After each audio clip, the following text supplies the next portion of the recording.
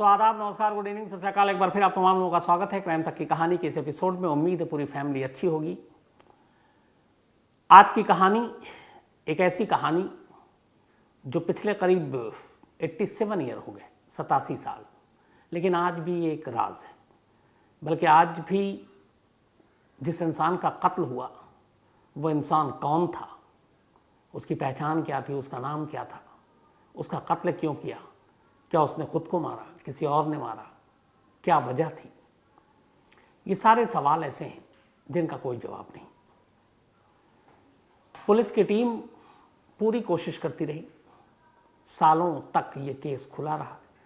आज भी उस शहर में बहुत सारे लोग, खासतौर पर पुलिस के लोग, इस केस पे एक नज़र ज़रूर डालते हैं ताकि इसके अंदर कुछ अपडेट हो तो देख सकें, केस को सुलझा सकें।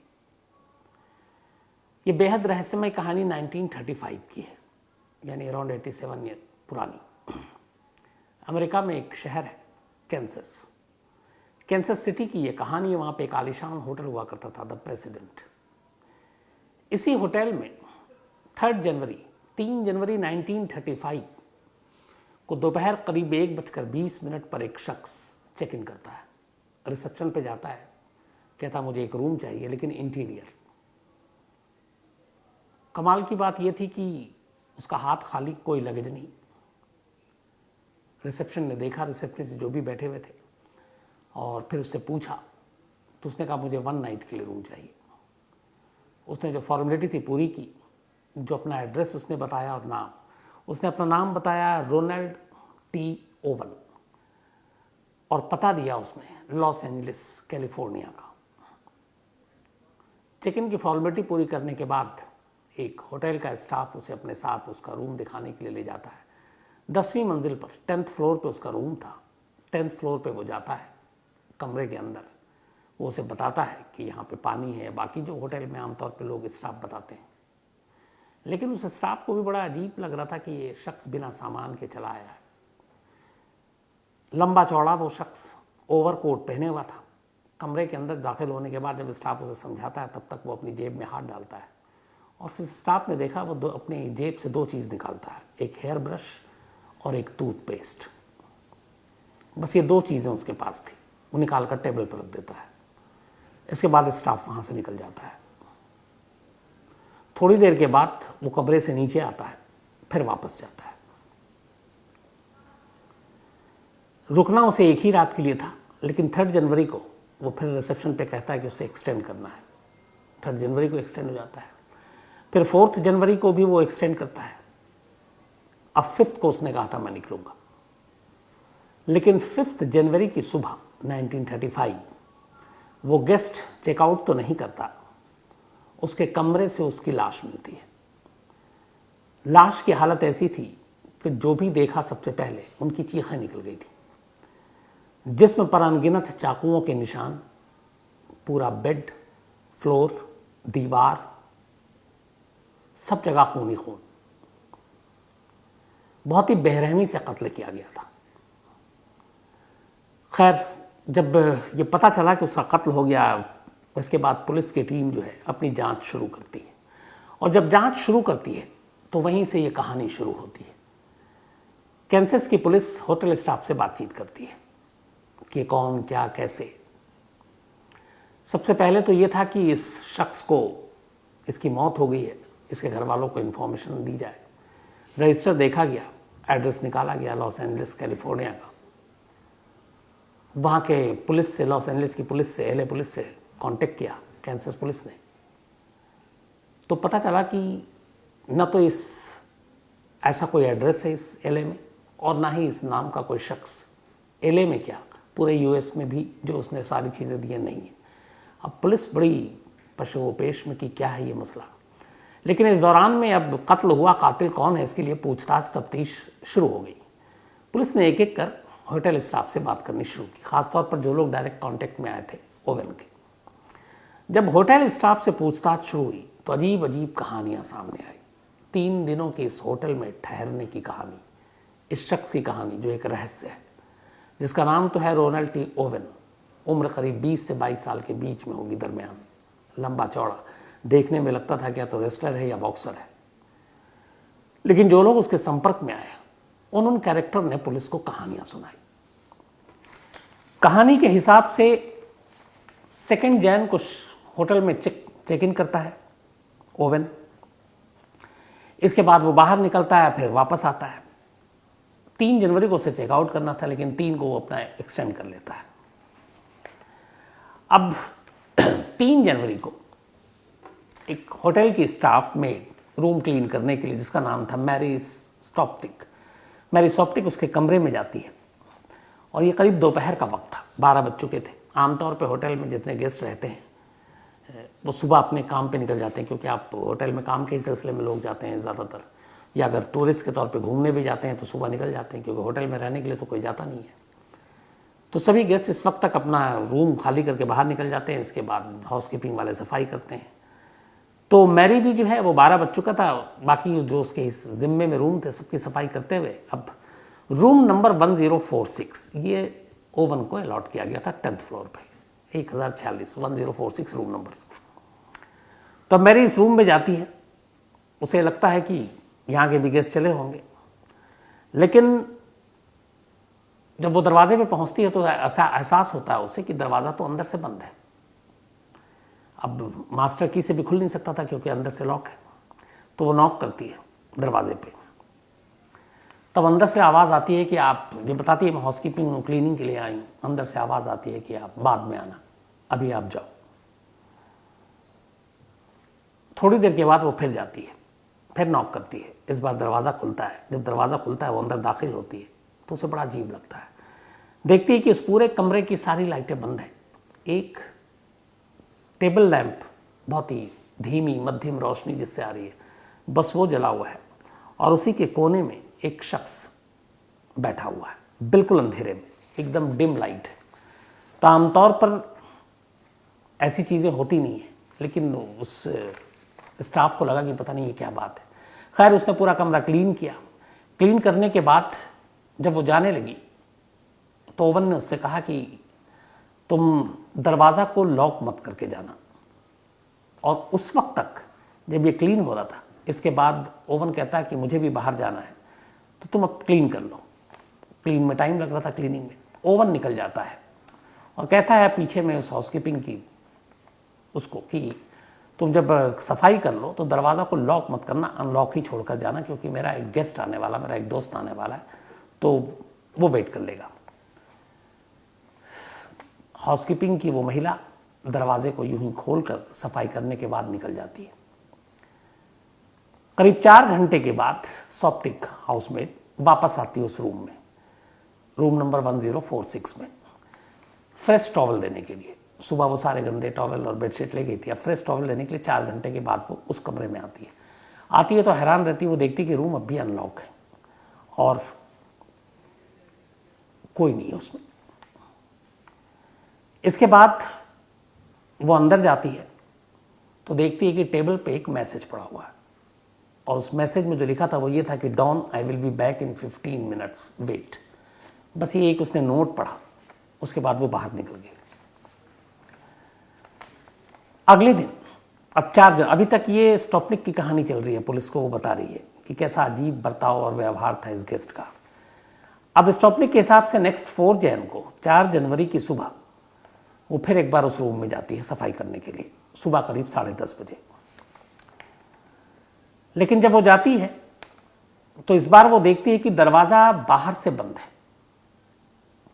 दरवाज़ा जब बाहर से बंद है तो इसका मतलब है कि गेस्ट नहीं है, वो जा चुका आज सवेरे।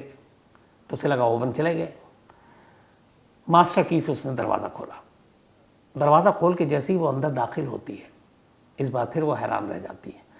देखती कि बाहर से तो मतलब दरवाज़ा लॉक्ड है, लेकिन अंदर में गेस्ट मौजूद है। ओवन अंदर में ही था, बेड पे था, और बेड पे लगभग नंगा पड़ा हुआ था, और ऐसा था कि जैसे उसने बहुत सारे ड्रिंक कर रखी हो। उसने वो देखा। इसी दौरान में जब ये दाखिल होती है, कमरे में अब भी अंधेरा है, अचानक कमरे के फ़ोन की घंटी बज उठती है। अब स्टॉपनिक बातचीत सुन रही है। जो बातचीत थी वो ये थी, इधर से कहता no Don I don't want to eat, I am not hungry. इसके बाद उसने कहा कि मैंने already I just have breakfast. थोड़ी देर के बाद वो फिर रिपीट करता है, no I am not hungry, मुझे भूख नहीं लगी है। इतनी देर में इसके बाद वो फ़ोन रख देता है। फ़ोन रखने के बाद अब वो बेडशीट से अपने आप को ढकता है और फिर हाउसमेट से बात करना शुरू करता है, सॉप्टिक से। इस बार पहली बार उसने उससे तमीज़ से बात की और उसके बारे में पूछा कि अच्छा आपके इस होटल में कितने कमरे आपके ज़िम्मे हैं जिनकी आप सफाई करते हो, होटल में क्या है, किस तरह के गेस्ट यहाँ पर आकर रुकते हैं। फिर वो शिकायत भी करता है कि मैं कुछ दिन पहले एक बराबर के होटल में था, वो बहुत ही महंगा था, उसने बहुत ज़्यादा पैसे लिए, चार्ज किए। तो यहाँ पे क्या है, किस तरह के गेस्ट हैं, स्टाफ के साथ होटल के ओनर्स का क्या बिहेवियर होता है, ये सारी चीज़ें उसने सारी बात की। सॉप्टिक ने उसे फटाफट जवाब दिया और इसके बाद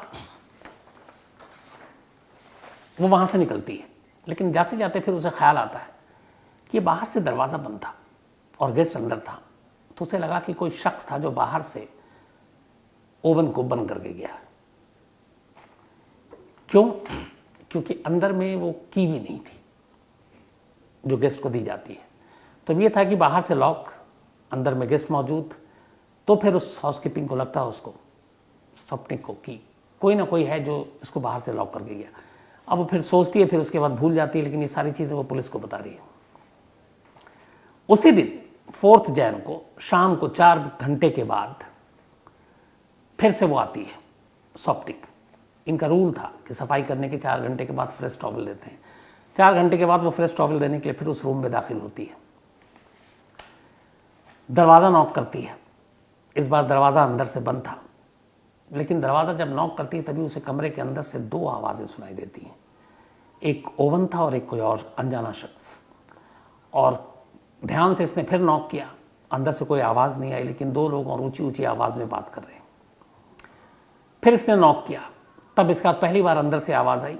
इसने कहा कि मैं फ्रेश टॉवल देने आई। अंदर से आवाज़ आई कि हमारे पास ऑलरेडी टॉवल है, तो हमें ज़रूरत नहीं है, आप जाइए। अब ये सोची कि मैंने तो सुबह सारे टॉवल निकाल के ले गई हूँ, अंदर में कोई टॉवल रखा नहीं है, तो इनके पास फ्रेश टॉवल कहाँ से है। दूसरा, ये जो गेस्ट है ये सिर्फ हेयर ब्रश और टूथपेस्ट लेकर आया, तो इसके पास तो कोई सामान भी नहीं है। खैर, उसने सोचा।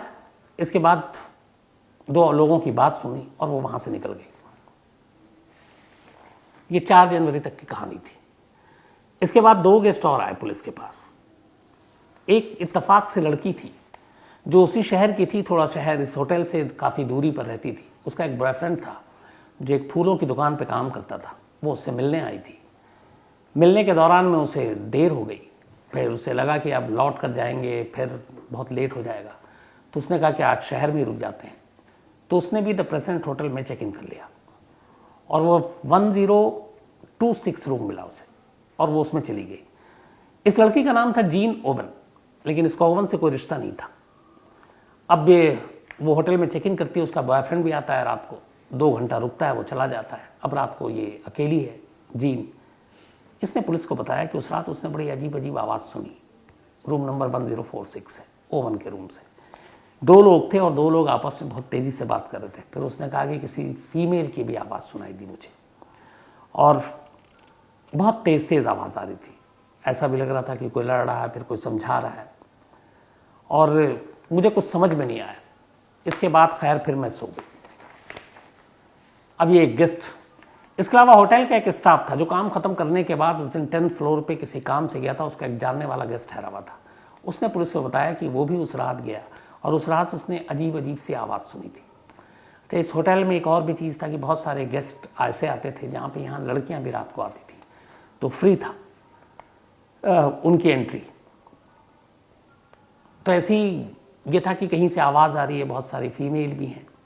लेकिन उसने कहा कि 1046 से मुझे आवाज़ सुनाई दी और उसमें फीमेल की भी और मेल की भी आवाज़ सुनाई दी।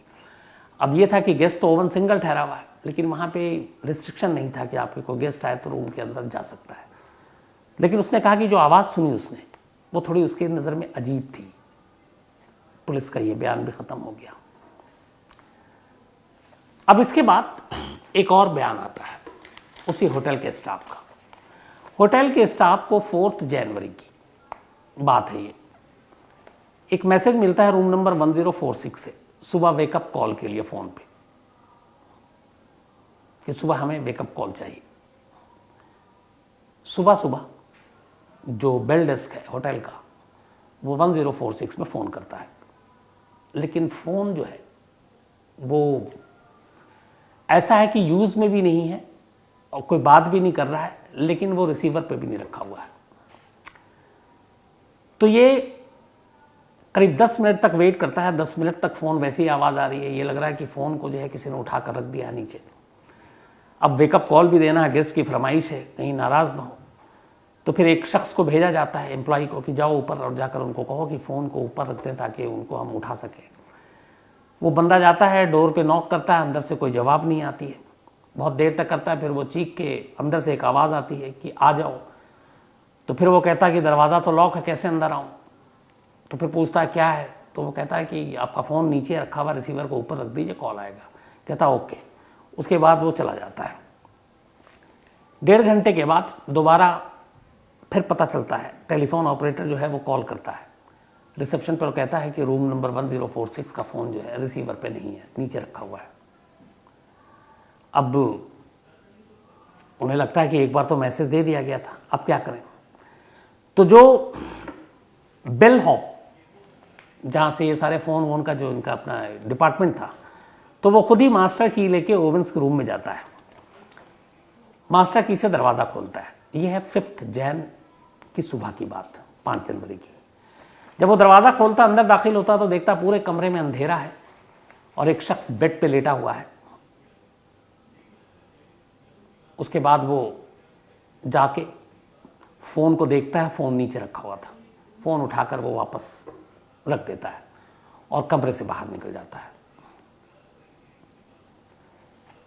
थोड़ी देर के बाद फिर रिसेप्शन पे कॉल आता है, डोर जो फ़ोन ऑपरेटर का, कि रूम नंबर 1046 का फ़ोन फिर से नीचे रखा हुआ है। अब उन्हें लगता है कि ये क्या है, तो फिर जो है एक और एम्प्लॉय को भेजा जाता है कि भाई जाओ। इस बार फिर वो मास्टर की लेकर जाता है। मास्टर की लेकर जब वो अंदर दाखिल होता है तो इस बार कमरे में उसे अंधेरा ज़्यादा लगता है। अब वो कैसे देखे फ़ोन कहाँ पे और कैसे, वो लाइट ऑन कर देता है। जब वो लाइट ऑन करता है उसकी चीखें निकल पड़ती हैं। कमरे के कोने पर ओवन लगभग घुटनों के बल पड़ा हुआ है, सर उसके दोनों हाथों में है। फर्श, दीवार, बेड, बेडशीट, खून का फव्वारा छूटा हुआ है। बदहवास वो चीखता है, बाहर आता है, दूसरे स्टाफ सुनते हैं, पूरा स्टाफ ऊपर आता है। आनंद फानंद में पुलिस को खबर की जाती है, पुलिस आती है। उसके बाद उसे हॉस्पिटल ले जाया जाता है। थोड़ी देर के बाद डॉक्टर उसे डेड डिक्लेयर कर देते हैं। अब पुलिस इसके बाद अपनी तफ्तीश शुरू करती है। एक अकेला आदमी कमरे में ठहरा हुआ था। उसका बर्ताव ऐसा था कि वो अब कमरे में अंधेरा रखता। कोई डॉन उससे बात कर रहा है। कमरा बाहर से लॉक होता है, वो अंदर होता है। नाम जो उसने रिसेप्शन पे लिखाया और जो पता दिया वो फर्जी निकला। अब पुलिस के सामने ये है कि इसको कैसे सॉल्व करें। पुलिस ने डॉक्टर से बात की कि क्या ये सुसाइड टाइप की चीज़ें हैं। डॉक्टर ने कहा नहीं। जो पोस्टमार्टम रिपोर्ट आई उसमें यह था कि मल्टीपल स्टैबिंग थी, मतलब अनगिनत चाकू मारे गए, खोपड़ी टूटी हुई थी, लंग्स पंक्चर था और ऐसा कोई भी शरीर का हिस्सा नहीं है जहां पे जख्म न दिए गया। मारने वाले ने बड़ी बेरहमी से मारा। सुसाइड करने वाला इतने जख्म अपने आप को नहीं दे सकता। दूसरा, कमरे से कोई भी ऐसी चीज़ नहीं मिली जो ये बताए या निशानी या गवाही दे कि कातिल कौन है। चाकू भी नहीं मिला जिससे इतने सारे जख्म हुए। अगर वो सुसाइड करता तो चाकू कमरे के अंदर होता। सबसे अजीब बात यह थी कि जो होटल के अंदर कोई भी गेस्ट आता है तो वॉशरूम में शैम्पू, सोप, टॉवल ये सब रखा होता है। होटल की दी हुई एक गेस्ट के लिए हर वो चीज़ जो वो प्रोवाइड करते हैं, चाहे वो साबुन हो, शैम्पू हो, टॉवल हो, वो सब गायब थे। एक भी चीज़ रूम में नहीं था। यहाँ तक कि ओवन जो अपने साथ हेयर ब्रश और टूथपेस्ट लाया था वो भी गायब था, कमरे में नहीं था। अब कोई क्यों इन सारी चीज़ों को वहाँ से समेट कर ले गया, क्या इसी में कुछ राज छुपा था, ये नहीं मालूम। एक सिर्फ जो उसने कपड़े पहने थे उसकी टाई पे एक कंपनी का ब्रांड मिला था वो न्यू जर्सी का था, लेकिन उससे भी कोई कामयाबी नहीं मिली। इसके बाद पुलिस ने तफ्तीश की लॉस एंजल्स के थ्रू, तो पता चला कि रोलैंड टी ओवेन नाम का कोई शख्स नहीं है ये जगह, ये पता जो है ये भी फर्जी है। फिर मीडिया में पुलिस ने अपील की कि वो पहचानने में मदद करे, तो पता चला कि 1 जनवरी को यानी 2 जनवरी को उसने होटल प्रेसिडेंट में चेक इन किया था, ये वहीं ठहरा हुआ था और उसने सही कहा था कि उस होटल के चार्ज ज़्यादा थे और इसीलिए बदल कर फिर वो दूसरा होटल लेकर आया और उस होटल में ये एक दूसरे नाम से ठहरा था, वहाँ पे ये ओवेन के नाम पे नहीं रुका था और वहाँ इसने अपना नाम स्कॉट रखा था, लेकिन तस्वीर और हुलिया सब कुछ एक था होटल की। तो एक ही दिन में उसने होटल चेंज करने के बाद अपना नाम भी चेंज किया। क्यों, ये भी समझ में नहीं आ रहा था। अब पुलिस ने हर तरफ से कोशिश की, मीडिया से अपील की, लेकिन कोई फायदा नहीं हुआ। इस दौरान में उसकी डेड बॉडी को रख दिया गई मॉर्चरी में। 3 महीने तक बॉडी पड़ी रही इस उम्मीद में कि शायद कोई आए और पहचाने, क्लेम करे तो फिर उसे ये बॉडी दे, बट 3 महीने हो गए, कोई क्लेम करने नहीं आया। इस दौरान में कुछ फैमिली आई और उसने कहा कि ये हमने देखा फोटो, ये हमारे रिश्तेदार है, लेकिन पुलिस ने तफ्तीश की तो पता चला वो सब फर्जी निकले। 3 महीने के बाद अचानक एक गुमनाम फोन आता है एक वहाँ के चर्च के जो काम करते हैं लोग उनके पास, और ये कॉलर जो है ये कहता है कि एक बॉडी पड़ी हुई है जिसका नाम है रोनाल्ड टी ओवन और मैं इसके पैसे देना चाहता हूँ इसके अंतिम संस्कार के लिए, इसे दफनाने के लिए पूरे इज्जत के साथ। तो उसने पूछा कि आप कौन, तो बोला उससे कोई मतलब नहीं है, बस मैं पैसे देना चाहता हूँ। इसके बाद 23 मार्च 1935 को एक चर्च के नाम पे एनवेलप मिला। उस एनवेलप में उस वक्त $25 थे। $25 अभी के हिसाब से हम करीब बात करते हैं अराउंड $500, और उस पर एक न्यूज़पेपर में लपेट कर ये डॉलर रखे गए थे और एनवेलप के अंदर थे, और उसमें लिखा हुआ था, एक लेटर भी था जिसमें लिखा था it was enough to cover the expenses, the sender was unknown. उसका मालूम नहीं था कौन है, पर यह था कि इतना काफ़ी है खर्च करने के लिए। इसी में इसके अलावा एक और एडिशनल एनवेलप था जिसमें 5-5 उस वक्त के हिसाब से डॉलर के 2 नोट रखे हुए थे, और इसमें ये जो $5 दिए गए थे ये फ्लोरिस्ट के लिए थे, फूल वाले की दुकान के लिए, और उसमें इसमें लिखा हुआ था कि 13 अमेरिकन ब्यूटी रोजेस ये खरीद कर उसके ग्रेव पर, उसकी कब्र पर रख दिया जाए। तो $25 अलग से और $5 अलग से ये रखे गए। 3 महीने के बाद ओवन को दफना दिया गया, लेकिन ओवन कौन था, उसकी असलियत क्या थी, ये किसी को नहीं मालूम। करीब साल बीत जाता है। साल बीतने के बाद एक लेडी अचानक सामने आती है कैंसस में, और वो कहती है कि ये मेरा बेटा है और ये वो बेटा है जो खो गया था, मतलब बचपन में बहुत पहले, और अब मैंने जो तस्वीर देखी तो मुझे लग रहा है कि यही मेरा बेटा है, और ये घर से निकल चुका था। फिर हमें पता चला था कि ये काहिरा में है, फिर पता चला कि ये किसी और कंट्री में है, लेकिन अब तस्वीर देखकर हमने पहचाना है कि ये हमारा ही बेटा है। लेकिन जब पुलिस ने तफ्तीश की और उस महिला के बारे में जानकारी की तो पता चला कि वो बर्मिंघम की लेडी, यूके, और जो उसने बताया कि कहाँ कहाँ उसका बेटा बाद में गया, उसने बताया कि बेटा ने लेटर भी लिखा था, लेकिन उस लेटर और बाकी चीज़ों से तस्दीक नहीं हो पाई कि ये लेडी भी सच कह रही है। तो कैंसस पुलिस का आज भी मानना है कि रोनाल्ड टी ओवेन कौन था, उसका कत्ल क्यों हुआ, ये एक राज है, एक रहस्य है। लेकिन आखिर क्यों उसका कत्ल हुआ होगा, क्योंकि पुलिस ये मानकर चल रही है कि ये सुसाइड नहीं था। तो इसकी कुछ थ्योरी थी। एक थ्योरी ये थी कि उस फूल वाले और जो चर्च को जिसने पैसे भेजे, जब नॉन कॉलर, तो उससे पूछा चर्च के स्टाफ ने कि तुम उसके अंतिम संस्कार के लिए पैसे क्यों देना चाहते हो, तो उसने कहा कि आपको इससे मतलब नहीं है या मैं कौन हूँ। पर उसने बोला कि अच्छा, वो क्योंकि मीडिया में खबरें आ चुकी थी, तो उसने बोला क्या तुमने वो कत्ल किया? बोला नहीं, मैंने नहीं किया, लेकिन उसने जो किया उसे उसका सिला मिला है। तो उससे पूछा कि क्या?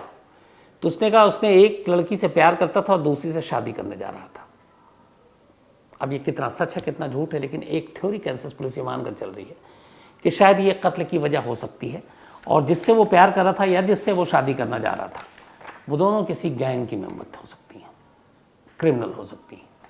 क्योंकि जो चश्मदीद थे होटल के स्टाफ, वो बता रहे थे कि कमरे के अंदर से महिलाओं की भी आवाज़ आ रही थी।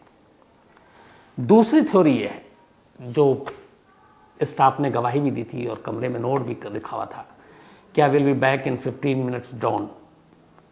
तो ये डॉन कौन? डॉन जनरली क्राइम और क्राइम के वर्ल्ड के लोगों से ही जुड़े लोगों को कहते हैं। तो ये था कि ये किसी गैंग और माफिया के लिए काम करता था, और उन्हीं में से किसी से के साथ कुछ ऐसी चीज़ हो गई जो इसे कमरे के बाहर से लॉक करके जाते थे लोग, कमरे के अंदर कम रोशनी में शायद वो अपनी पहचान जो आम होने से डरता था।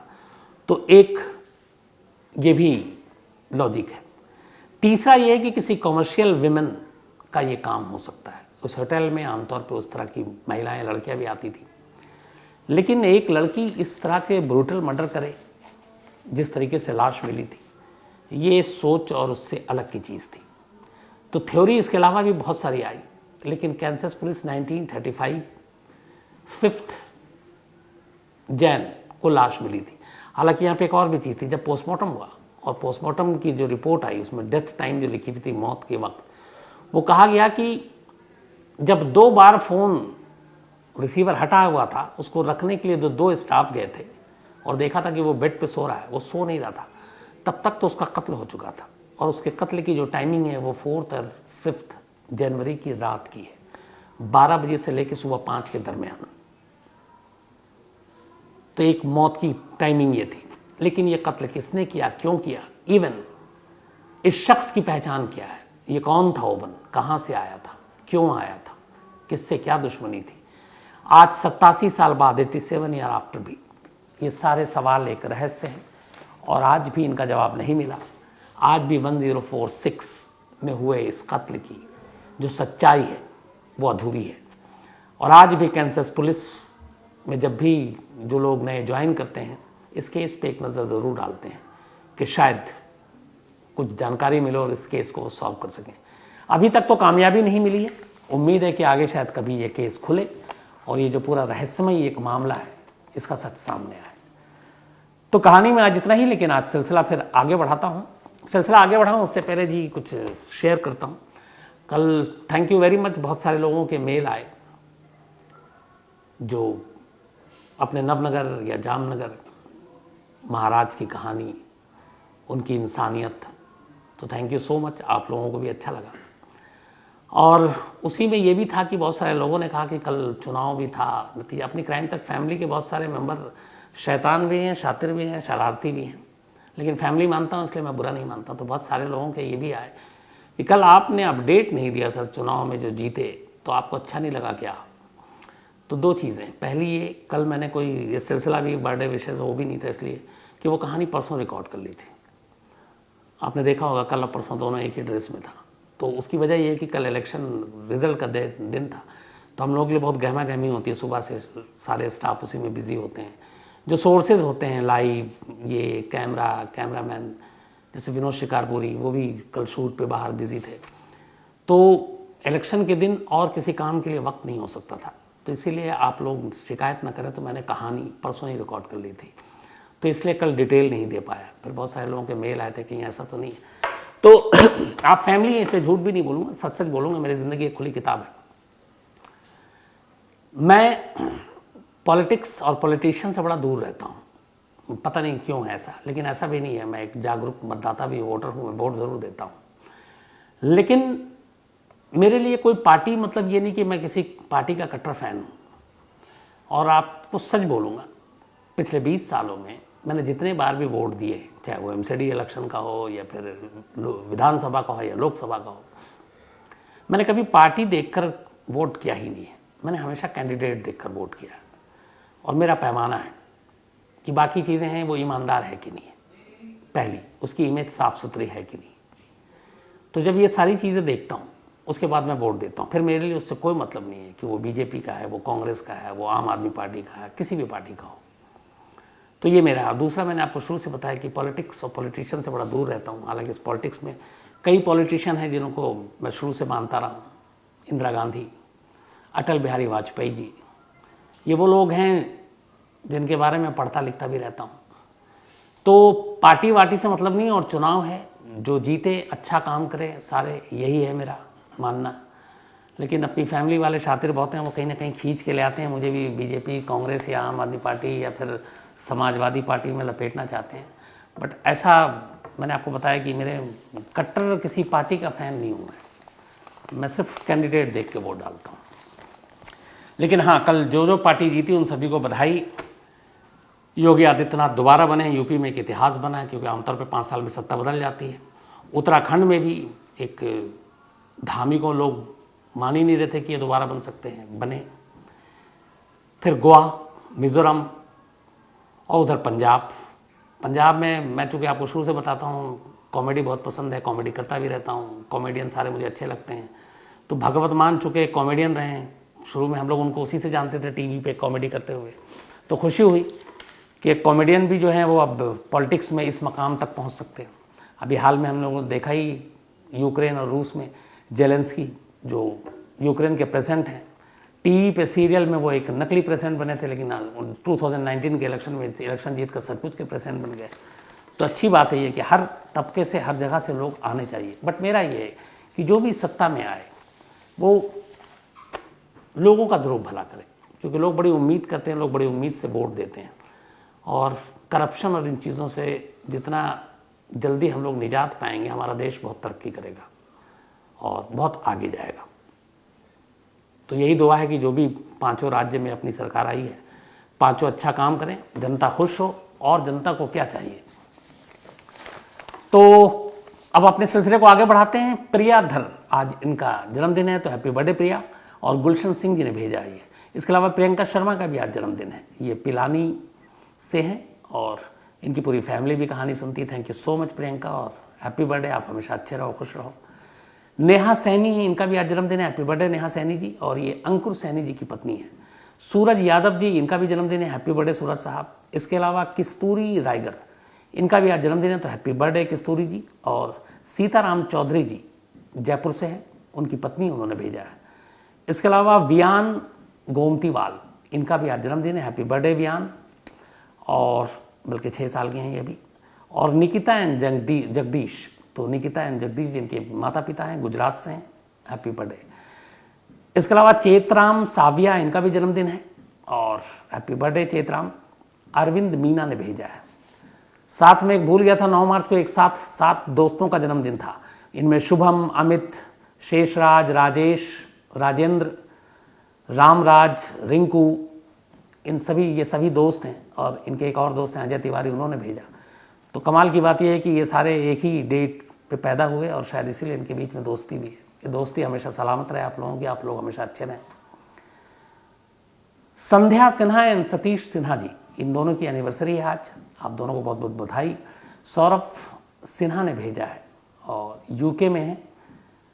और तो सौरभ साहब, आपका संदेश पहुंच गया। इसके अलावा तहरीन और मोहम्मद रेहान खान पीलीभीत से, इनकी भी एनिवर्सरी, आप दोनों को बहुत बहुत मुबारक। सरोज बाला और मेवा सिंह, इनकी भी एनिवर्सरी है, तो आप दोनों को भी बहुत बहुत बधाई। ये नरवाना हरियाणा से हैं और इनकी बहू अंजलि सिंह जी ने भेजा है और उनका 1 साल का एक बेटा भी है। तो आप तमाम लोग मिलकर खुशियां मनाइए।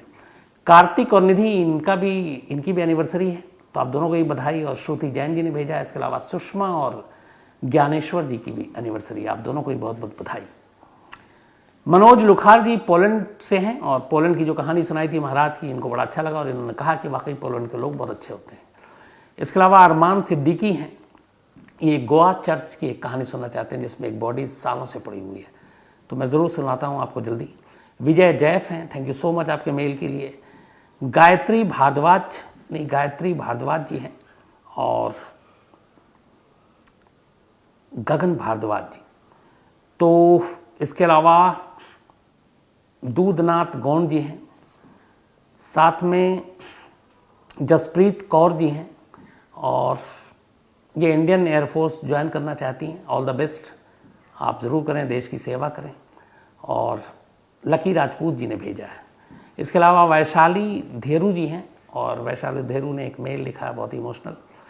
इनके फादर रितेश धेरू जी, अभी अगस्त में उनकी डेथ हो गई, ऊपर वाला उनकी आत्मा को शांति दे। तो वो हमेशा कहानियाँ सुनते थे, और कहानी सुनने के बाद वैशाली, इनके पापा रितेश, मम्मी और सिस्टर ये आपस में डिस्कस भी करते थे। ख़ासतौर पर इनके पिता रितेश जी, तो वो हर कहानी के साथ डिस्कस करते थे फैमिली के साथ, लेकिन अब वो नहीं है तो बड़ी कमी खलती है। वैशाली, ऊपर वाला आप लोगों को हौसला दे इस गम को सहने का, सब कुछ ठीक हो। भारती हैं मेलबर्न से, और ये एक जज की बेटी हैं साउथ की, शुभा, जिसने अपने फियांसी का कत्ल किया था, उसकी कहानी सुनना चाहती हैं। सनी भारती जी हैं, एक स्टोरी की फरमाइश की है। इसके अलावा शैलेंद्र सिंह हैं, और इन्होंने कहा यूक्रेन में तमिलनाडु का एक नौजवान, उसने वहाँ की फोर्स ज्वाइन की, कैसे? तो बिल्कुल कर सकता है अगर वहाँ का सिटीजन हो तो। स्वाति गोयल हैं, और इनके पापा अमृत कुमार चौधरी जी हैं, 70 साल से इनकी करीब उम्र है, और वो, इनके सिस और माँ, ये सारी लोग सभी मिलकर कहानियाँ सुनते हैं। थैंक यू सो मच, आपकी पूरी, आप भी फैमिली हैं।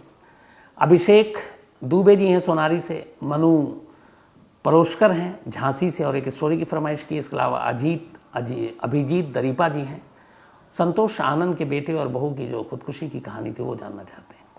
इसके अलावा नवनीत रे हैं, शिव सरकार हैं, धर्मू चौधरी हैं, दिव्या चंचलानी हैं, मनोज सोइन हैं, एक स्टोरी की फरमाइश की है, और कपिल शर्मा है। तो जो भी आप लोगों की फरमाइश है वो ज़रूर पूरी होगी। आज कहानी में इतना ही। अब आपसे मुलाकात होगी कल रात 9 बजे किसी नई कहानी के साथ। तब तक अपना ख्याल रखिएगा। Thank you very much.